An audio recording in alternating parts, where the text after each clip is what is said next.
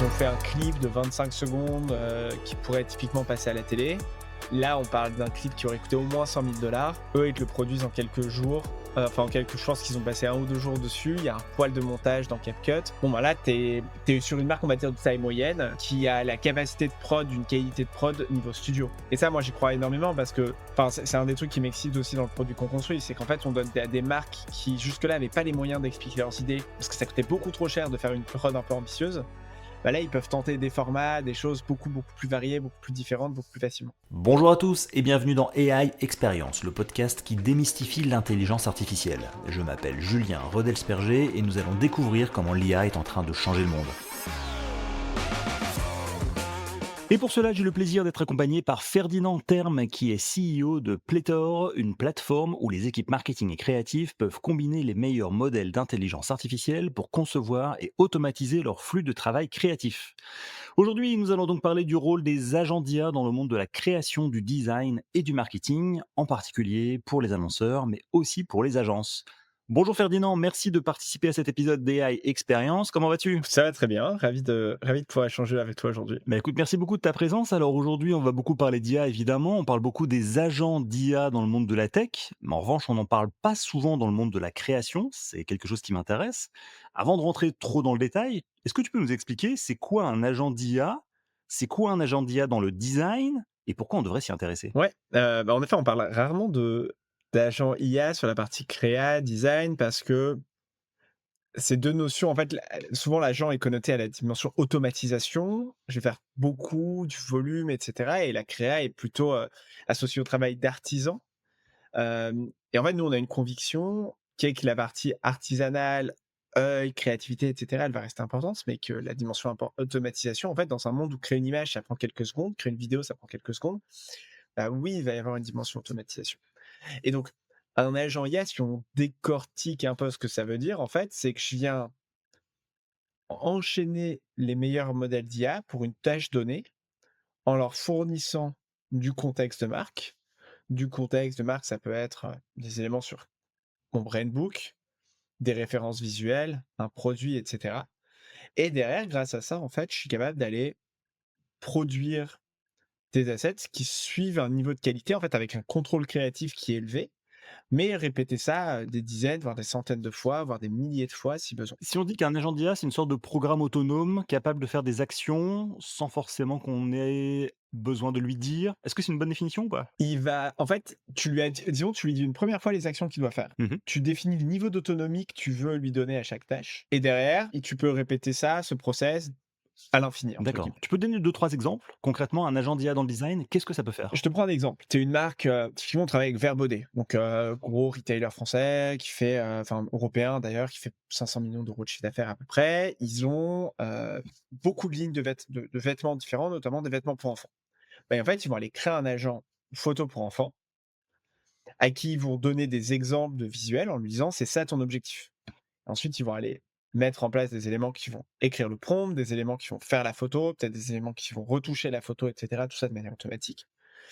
Et eux, derrière, ils peuvent tout simplement uploader leur catalogue produit et appliquer ça pour passer d'un pack shot à une photo portée du produit, ce qui va augmenter ton taux de conversion sur internet. Et ça, ils peuvent l'appliquer des centaines de fois. D'accord, donc juste pour bien comprendre, donc un vendeur de vêtements, au lieu de faire des séances photos avec des mannequins, enfants, bébés, hommes, femmes, et cetera, du coup, il va se servir de l'intelligence artificielle pour que ces vêtements puissent être portés par des modèles qui n'existent pas en réalité, qui sont générés par IA, c'est ça? Totalement. Et parce qu'un shooting sur un modèle, ça coûte un mannequin, ça coûte hyper cher. Ouais. Ça prend énormément de temps à pousser. Quand tu as des dizaines de milliers de références, tu pas forcément le budget ni le temps pour le faire. A fortiori, par exemple, quand c'est du shooting pour des enfants, parce que shooter des enfants, c'est extrêmement compliqué. Bah là, en fait, tu te dis, je lui donne des exemples de ce que je veux obtenir, et derrière, les modèles d'IA mis ensemble vont réussir à obtenir un niveau de qualité qui est extrêmement élevé, extrêmement cohérent par rapport à ce qui est ton ADN de Et donc marque. ça veut dire aussi qu'en termes de diversité, par exemple, tu peux avoir plein de gens qui vont être représentés, en termes, je sais pas, de taille, de poids, peut-être de handicap, de couleur de peau, et cetera? Totalement. En fait, ça veut dire qu'on passe d'un monde où le visuel était vu comme hyper statique. En fait, j'avais ma campagne dans l'année où j'allais chercher le mannequin qui correspondait, et cetera. parce que c'était le seul truc qui était abordable et sinon j'utilisais juste des photos de mon produit en mode packshot, à un monde où tu es capable en permanence d'aller adapter tes campagnes, digitales ou pas, à ta cible. Donc typiquement, si tu as 20 segments différents, parce que tu es dans 20 pays différents, bah, dans chaque pays, tu vas pouvoir montrer un mannequin qui ressemble à ton segment, en D'accord. fait. Est-ce que ça se voit? Quand tu vois une image générée par IA, un mannequin qui porte un vêtement généré par IA, est-ce que tu le sens que c'est de l'IA? Est-ce que tu dois d'ailleurs le notifier quelque part, l'indiquer ou pas? Alors, ça se voit de moins en moins et a fortiori si tu as le bon workflow avec les bonnes étapes, notamment pour aller améliorer la texture de la peau, des choses comme ça ne se voit quasiment plus. Aujourd'hui, on est vraiment dans la ligne où c'est hyper difficile de faire la différence entre de l'IA et pas de l'IA. Mmh. Ça dépend évidemment de qui es-tu. Est-ce que tu le vois? Bah, quelqu'un qui a 20 ans de photo va avoir un œil plus exercé que la personne lambda. Mais aujourd'hui, pour la très grande majorité des gens, si le travail d'IA a été bien fait, c'est quasiment imperceptible. Et la question ensuite de savoir si tu dois dire que c'est de l'IA, ça dépend des Et réglementations. donc, par exemple, en France ou en Europe, c'est quoi? C'est par pays ou c'est l'Europe qui a imposé ces règles? Alors aujourd'hui, c'est plutôt par pays, hem, mais il y a des réglementations qui sont en train d'être travaillées au niveau européen, que ce soit sur le fait de préciser si ça doit être fait par IA, mais aussi de permettre de la traçabilité.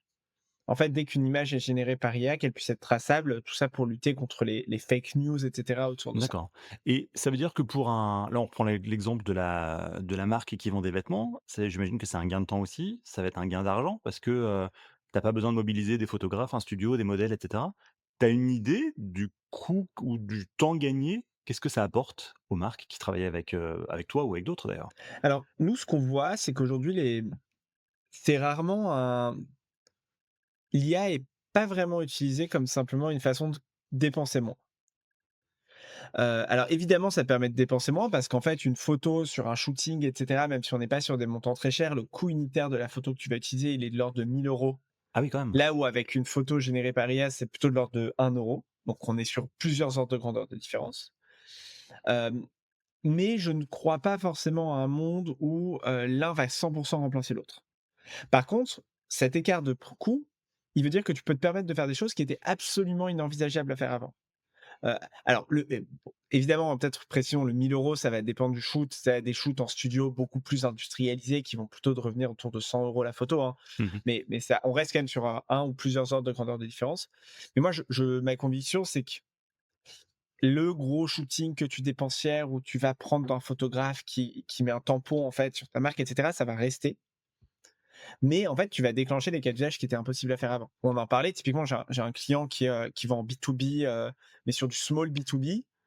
Bah, eux, en fait, ils vont nous utiliser pour, au lieu de faire, créer votre entreprise avec Legal Start, par exemple, ce qui est le client, Mmh. bah et en fait, de montrer un entrepreneur extrêmement générique, bah, ils vont pouvoir montrer au plombier un gars qui est un plombier, à l'électricien un électricien, au freelance un freelance et cetera. Et ça, c'est pas comparable, en fait. On est juste en train de débloquer des use cases marketing qui étaient, inenvisageables auparavant. C'est quoi selon toi le futur des banques d'images? Tu sais qu'on utilise peut-être encore un peu du style, Getty Images ou autre, qui était très populaire pour les agences. Ouais, les Shutterstock, Getty et cetera, pour moi, c'est mort, en gros, et je suis pas le seul à le penser. Si tu regardes leur cours de bourse, sur 5 ans, il a été divisé par 4-5 déjà. Je vois assez mal comment ces business models vont perdurer parce qu'en fait, ils bénéficiaient d'une rareté et avaient un côté marketplace. Aujourd'hui, la rareté, elle n'existe plus sur l'image en tant que telle et de manière générale, demain, vendre un output seul, à part dans quelques cas, je suis photographe de la NBA, je prends, Wembanyama en train de faire un dunk, là, ça a de la valeur, c'est le cliché unique, mais dans beaucoup, beaucoup de cas aujourd'hui, l'output en tant que tel va beaucoup, beaucoup moins valoir d'argent. D'accord. OK, super intéressant. Donc ça, on a bien compris le cas d'usage photo, ultra personnalisable et cetera. Tu en as un 2e à nous présenter? Bah, alors tout ce que je viens de te dire, ça peut s'appliquer sur de la vidéo, hein. C'est-à-dire que moi j'ai un client, qui s'appelle Kavak, une grosse boîte, mexicaine, enfin une grosse boîte, ils valent plus d'1 milliard, ils font de l'achat-vente de voitures, beaucoup en Amérique latine, mais aussi au Moyen-Orient. Bah, ils ont fait un clip de 25 secondes, qui pourrait typiquement passer à la télé. Là, on parle d'un clip qui aurait coûté au moins 100 000 $. Eux, ils te le produisent en quelques jours, enfin en quelques je pense qu'ils ont passé 1 ou 2 jours dessus. Il y a un poil de montage dans CapCut. Bon, bah, là, tu es sur une marque, on va dire, de taille moyenne qui a la capacité de prod, une qualité de prod niveau studio. Et ça, moi, j'y crois énormément parce que enfin, c'est un des trucs qui m'excite aussi dans le produit qu'on construit, c'est qu'en fait, on donne à des marques qui jusque-là n'avaient pas les moyens d'expliquer leurs idées, parce que ça coûtait beaucoup trop cher de faire une prod un peu ambitieuse. Bah, là, ils peuvent tenter des formats, des choses beaucoup, beaucoup plus variées, beaucoup plus différentes, beaucoup plus facilement. D'accord, et est-ce que c'est compliqué à utiliser? Parce que, pour manipuler un peu, des agents d'IA ou des outils d'IA, ça peut être parfois un peu frustrant. Il suffit que tu aies pas le bon prompt ou que tu as pas le bon mot ou que tu formules pas tes besoins de la manière dont la machine peut l'interpréter, ça peut derrière générer des résultats qui correspondent pas du tout à ce qu'on attend. Oui, en fait, il y a un trio, hein. Ce qu'il faut, c'est, pour réussir à avoir ce qu'on veut, c'est avoir le bon prompt, avoir le bon modèle et souvent avoir la bonne image de référence ou donner les bonnes indications de référence. Hem, le prompt, au sens de prompt engineering, est en train de devenir de moins en moins important et en fait, ce qui est en train de prendre de l'importance, c'est plutôt quelles indications je donne et que est-ce que je suis clair dans la direction que je donne au modèle? Donc ça, c'est un peu le truc d'ensemble, mais c'est en train de devenir de moins en moins technique. Les gens qui vendent des librairies de prompts sur Midjourney avec, des tags très spécifiques pour faire ressortir ci et ça, c'est pas le futur parce que les modèles, en fait, sont en train de rajouter des couches de LLM qui viennent retravailler les instructions des utilisateurs et qui sont en train de devenir beaucoup plus fins en compréhension de l'utilisateur. Donc aujourd'hui, ce qui est le plus dur, en fait, c'est plus vraiment le prompt. Aujourd'hui, c'est plutôt savoir quel modèle je choisis et comment je les fais travailler les uns avec les autres. Et ça, en fait, tu as un peu 2 façons de rentrer, enfin, je pense que c'est un peu un escalier. Quand tu commences, nous, on est sans doute un produit qui est un poil compliqué. Il y a des produits plus simples, qui vont te permettre, tu mets un prompt, tu as un résultat, tu es content. Nous, on va plutôt cibler l'utilisateur qui a compris ce qu'il pouvait faire avec de l'IA et qui se dit: «Mais en fait, maintenant, je veux le faire, de manière plus structurée, plus répétable, plus à l'échelle». Et c'est plus ça qu'on va cibler nous et il y a un peu de complexité, mais en fait, une fois qu'on a compris que c'était que des Lego et qu'à chaque fois, tu utilises tes Lego d'une manière plus ou moins différente en fonction de ce que tu veux faire, c'est assez intuitif et c'est extrêmement puissant. D'accord. Alors j'imagine que, bah, enfin Playtor est une start-up, française, donc tu as pas ton propre LLM, tu as pas tes propres data centers. Tu utilises certainement des outils type, OpenAI, Gemini, ou autres. Est-ce que c'est compliqué de connecter une solution comme la tienne sur des, LLM existants comme ça? Non, pour le coup, ça c'est facile, nous, on travaille soit en direct avec les API, soit on va, se plugger, par exemple, on travaille avec une startup qui s'appelle Fal.ai, qui est une boîte américaine, qui nous permet d'avoir, via une seule intégration, accès à des centaines de modèles d'images et de vidéos différents. Donc, aujourd'hui, la complexité, elle est pas de s'intégrer techniquement au modèle. D'accord, mais quand tu as des nouveaux modèles qui sortent, ça veut dire quoi? Tu dois les auditer pour s'assurer de leur qualité, que ça casse pas tout le workflow qui est mis en place? Alors nous, en fait, c'est comme si on va jamais casser le workflow existant d'un utilisateur, on va l'ajouter. En fait, nous, on laisse la main à l'utilisateur complet sur le modèle qu'il utilise à chaque étape de son workflow. Donc, on va jamais dire à l'utilisateur: «Tiens, maintenant tu utilises ce modèle et tais-toi», quoi. On va jamais le remplacer de force. Mais aujourd'hui, en fait, et quand nous, on intègre en permanence des nouveaux modèles en fonction de ce qui sort. Donc nous, notre rôle là-dessus, c'est plus un rôle de curation. C'est qu'on va aller analyser le modèle, on va dire: «OK, ce modèle, il est bien». On le met dans le produit. Au contraire, ce modèle, on trouve qu'il y a une hype, mais il est pas vraiment utilisable en production par nos utilisateurs. Donc on l'intègre pas. Et derrière, en fait, il a juste quand tu choisis je veux faire une vidéo par IA, par exemple, bah, tu as une liste, un menu déroulant où on te propose les différents modèles, Kling, Seedance, Sora, Veo et cetera et tu choisis celui que tu Ouais, préfères. donc faut quand même déjà un peu les connaître, les avoir testés pour savoir lesquels utiliser. Exactement, alors, souvent rien ne remplace le test par soi-même, mais on travaille en effet, on est en train d'ajouter typiquement, dans le produit des éléments autour d'un copilote à qui tu peux poser des questions et te dire: «Je veux faire des photos un peu qui pourraient faire la une de Vogue, quel modèle me conseilles-tu là-dessus?» et des choses comme ça. D'accord, OK, très bien. Quand tu parles aux agences, quand tu parles aux directeurs artistiques, aux directeurs de création dans les agences, qu'est-ce qu'ils te disent à propos de l'IA ou des agents d'IA? Nous, aujourd'hui, les agences, ça fait partie de nos gros clients quand même, hein. En gros, aujourd'hui, on a la moitié de nos clients qui sont des agences ou des freelances et la moitié qui sont des annonceurs. Il y a un niveau d'adoption qui dépend encore beaucoup. Moi, ce que je constate aujourd'hui quand même, c'est que tu as un peu 2 types d'agences. Tu as quelques agences très à la pointe. Typiquement, j'ai un client qui s'appelle Darbion. Ils font du super boulot. Ils bossent avec, certaines des plus belles marques en France, dans la mobilité, dans le luxe, le parfum et cetera. Eux, ils sont très à la pointe. Ils connaissent super bien tous les modèles et en fait, ils pensent tout sous forme de workflow. Donc en fait, un produit comme le nôtre a un super fit pour eux parce qu'ils peuvent se dire: «Ça, c'est mon workflow, photo de parfum». Derrière, ils font quelques ajustements pour l'adopter aux nouveaux clients, mais en fait, ils gagnent en efficacité et cetera de manière extrêmement, quasiment exponentielle. Hem, les agences plus traditionnelles, c'est un peu plus compliqué. Souvent, on voit souvent aujourd'hui, elles reposent un peu sur quelques personnes qui sont un peu les AI guys, mais elles ont quand même du mal à emmener tout le monde avec eux et nous, c'est pour ça qu'on vient leur apporter cette structure, leur dire: «Bah, en fait, ce AI guys, au lieu qu'il aille tout inventer dans sa tête, qu'il prenne 10 abonnements à 10 plateformes et qu'il jongle, ce qu'il va faire, vous avez une traçabilité derrière, il peut le partager en interne et ça peut permettre l'adoption». Mais ça dépend, tous les agences sont pas au même niveau de maturité, en fait, hein, c'est pas évident. Oui, c'est ça, c'était ma question. C'est quoi un peu le degré d'adoption de l'IA dans les agences? Est-ce que, elles savent que c'est le futur et qu'il faut y aller? Elles sont un peu au contraire, méfiantes?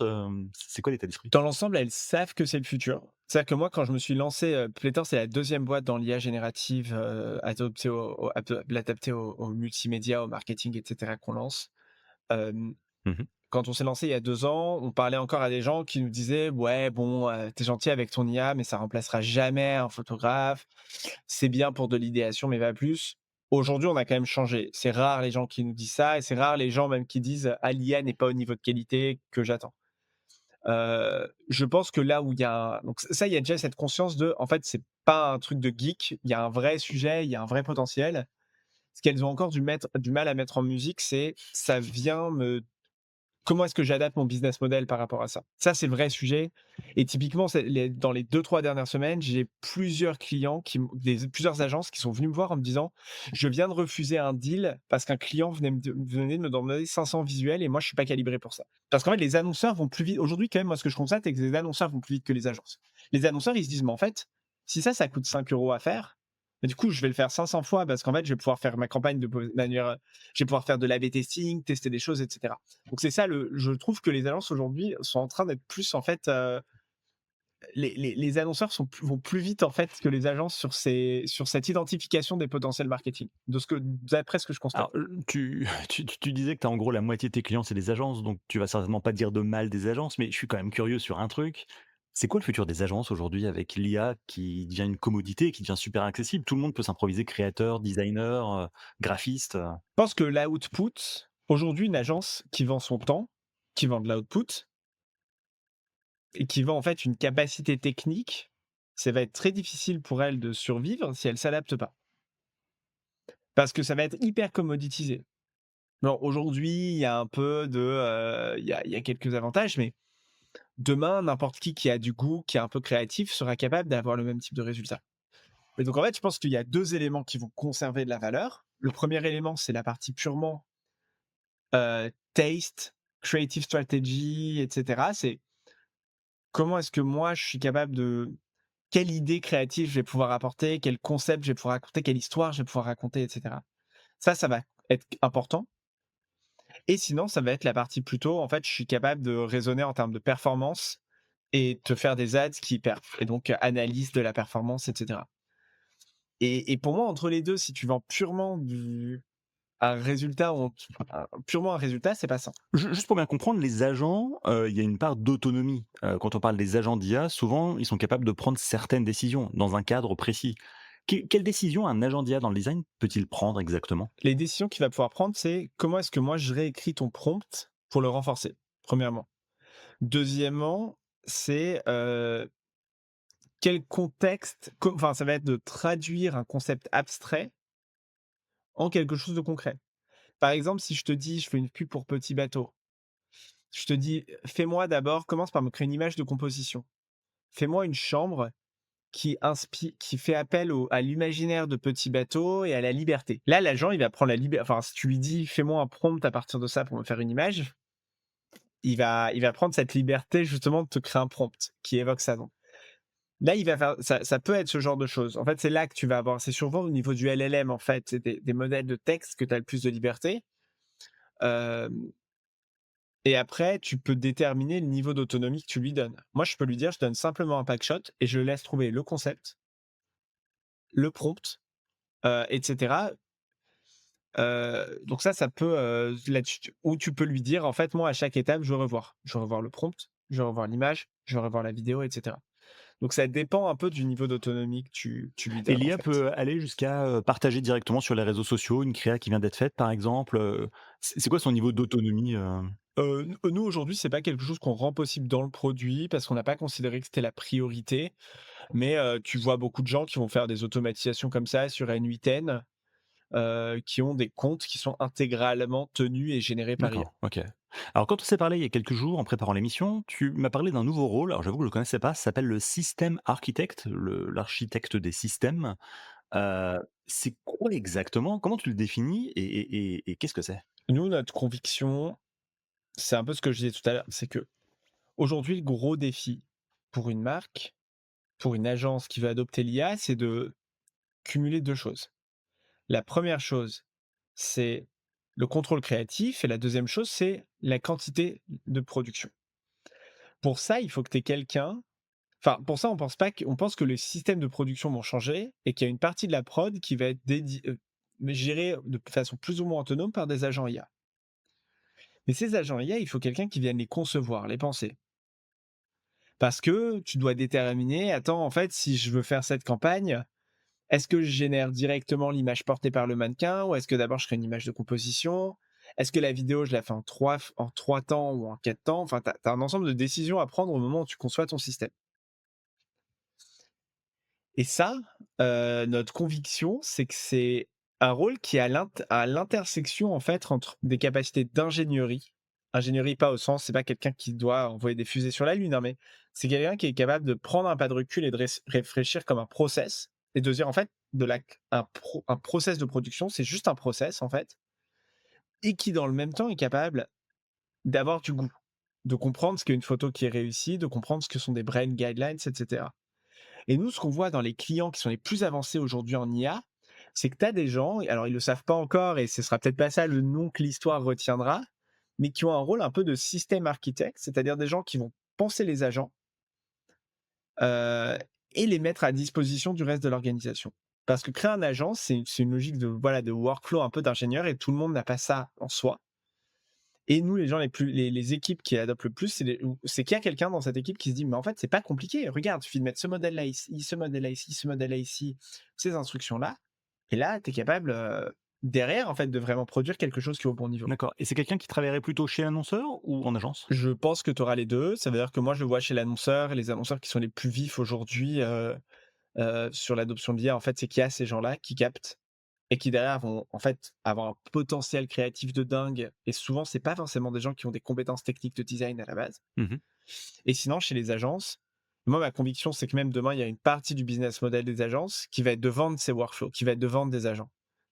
Parce qu'en fait, ton client, tu lui diras plus, regarde, je t'ai fait 5 photos pour ta campagne automne-hiver, ça s'arrête là. Tu lui diras, regarde, je te vends ton agent qui te fait toutes les photos que tu veux, tu as juste à changer ses paramètres, tu as juste à utiliser notre petite app et à lui dire le produit que tu veux mettre en avant, et voilà. Comment est-ce qu'une marque se différencie dans un monde où toutes les créas vont ou enfin sont faites ou vont être faites par l'IA? Je veux dire, il y a un côté, tu pas peur d'un peu d'un nivellement par le bas? De se dire à partir du moment où l'IA fait tout, tu retrouves quand même un peu des archétypes, c'est toujours un peu le même style et cetera, et par conséquent, ça va être difficile pour une marque de sortir du lot? Alors, ça va être difficile.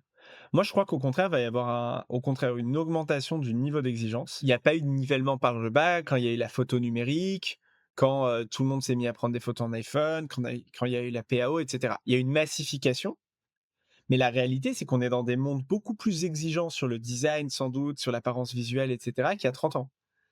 Tu regardes un site internet, alors il y a aussi des évolutions techniques, de qualité tu vois, de puissance Mmh. internet, etc. Mais tu regardes un site internet d'il y a 20 ans et un site internet d'aujourd'hui, t'es pas sur le même niveau.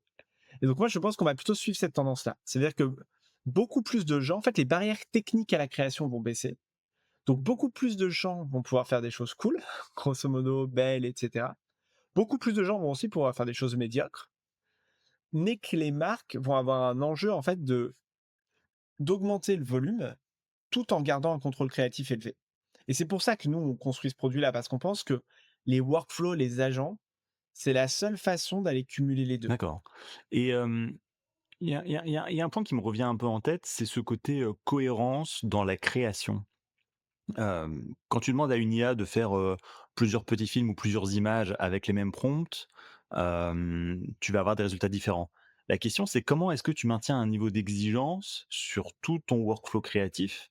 Parce qu'entre le début de ton film et la fin de ton film, il faut pas que ton modèle ou ton héros ou héroïne, change de physique, de forme, de taille et cetera. Ouais, c'est en train d'être résolu par les modèles assez rapidement. Typiquement, aujourd'hui, la cohérence de produit a été quasiment intégralement résolue par Nano Banana. Là, il y a le nouveau modèle de Nano Banana qui sort, ça va être résolu de plus en plus. Le personnage des modèles comme Seed Dream sont déjà capables de te faire ou Ideogram Caractère sont déjà capables de te faire un personnage cohérent sur plusieurs scènes. Mmh. Donc pour moi, c'est quelque chose qui est en train d'être résolu. Aujourd'hui, ça nécessite encore parfois des workflows un peu complexes pour vraiment arriver à ses fins, mais c'est en train de devenir, assez mainstream et je pense que ce sera plus trop un sujet d'ici, 1 ou 2 ans ou plus tard. D'accord. Mais aujourd'hui, il faut quand même accepter de bidouiller un petit peu, d'avoir des attentes qui correspondent pas forcément à ce que l'IA peut faire? Ça dépend des sujets, parfois ouais. Parfois, tu es obligé soit de faire un compromis, soit de faire un truc un peu plus complexe, mais c'est de moins en moins le cas. Je t'aurais dit il y a 6-12 mois, enfin en gros, il y a 12 mois, la seule option, ça aurait été de réentraîner des modèles, de faire ce qu'on appelle un LoRa, du fine tuning et cetera. Aujourd'hui, c'est plus le cas. Aujourd'hui, avec une image d'exemple, ça marche déjà bien, et c'est en train d'être de moins en moins le cas, donc je pense que c'est plus un sujet, une limite temporaire de l'IA qu'une limite structurante qu'on va avoir dans les années à venir. D'accord. Alors je sais que tu es pas avocat, tu es entrepreneur, mais je me pose quand même la question de la propriété intellectuelle, quand on travaille le design avec l'IA. Si tu as une campagne qui cartonne, qui en est l'auteur? Est-ce que c'est l'humain? Est-ce que c'est la machine? Est-ce que c'est l'agence? Est-ce que c'est ta solution? Alors non, c'est jamais pléthore. Nous, on donne l'intégralité des droits commerciaux et cetera, donc on a nous, on se voit comme un outil, hein, on se voit pas du tout comme, une agence. On pense pas du tout avoir les propriétés intellectuelles de ce qui est généré. Aujourd'hui, alors la législation dépend un peu en fonction des pays. En France, hem, il faut qu'il y ait de l'originalité pour pouvoir dire: «Ceci est à moi», en fait, et pouvoir demander des droits sur une campagne et cetera. La notion d'originalité, elle est pas encore hyper bien définie. Il faudra sans doute attendre un peu des jurisprudences et cetera, pour savoir ce que ça veut dire dans le cadre de l'IA, parce qu'il y a pas une législation propre à l'IA qui a été faite. Nous, notre vision des choses, c'est qu'à partir du moment où tu viens, justement créer un workflow, mettre en œuvre, voilà, retravailler des prompts, retravailler des images de référence, retravailler toutes ces choses-là autour, potentiellement venir mettre ton logo et cetera, il y a pas de raison que ce ne soit pas vu comme original et donc être qualifiable, là-dessus.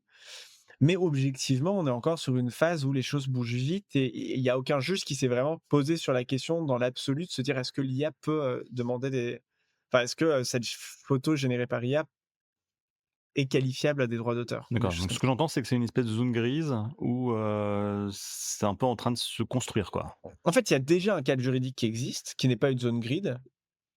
Juste, on ne sait pas si le législateur considérera que ce cadre juridique s'applique ou non. En fait, on ne sait pas encore l'interprétation que le législateur en fera pour une créa générée par D'accord, IA. OK. Et du coup, les agents d'IA dans le monde du design, ça change quand même beaucoup de choses pour les créatifs.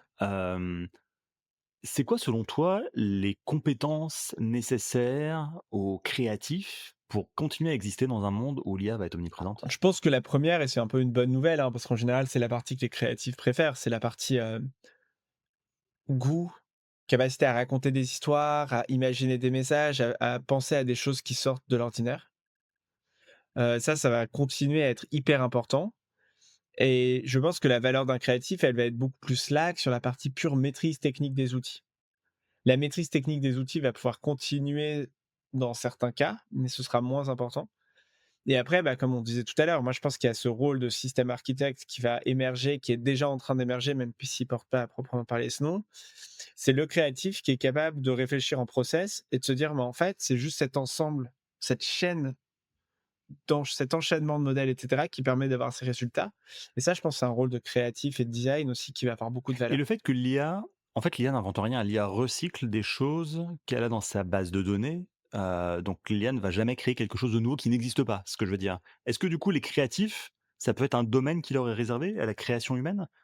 Le fait de créer quelque chose qu'on n'a encore jamais vu Moi, ailleurs? je suis pas convaincu par cette explication, en fait, je suis pas convaincu par le l'IA ne crée rien. La réalité, c'est qu'un visuel créé par IA, il existe en général nulle part ailleurs, ou la proba qu'il existe ailleurs est infiniment faible. On a tendance à dire ça parce qu'en fait, on se dit l'IA, on lui a donné on lui a donné un peu tout ce qui existait et elle vient régénérer des choses. Mais elle vient pas, en fait, elle choisit. En gros, si l'IA, tu lui as donné 1 milliard d'images, l'image qu'elle va te générer n'est pas une parmi 1 milliard. C'est une recomposition de pixels inspirée de ce milliard d'images qu'elle a déjà vues.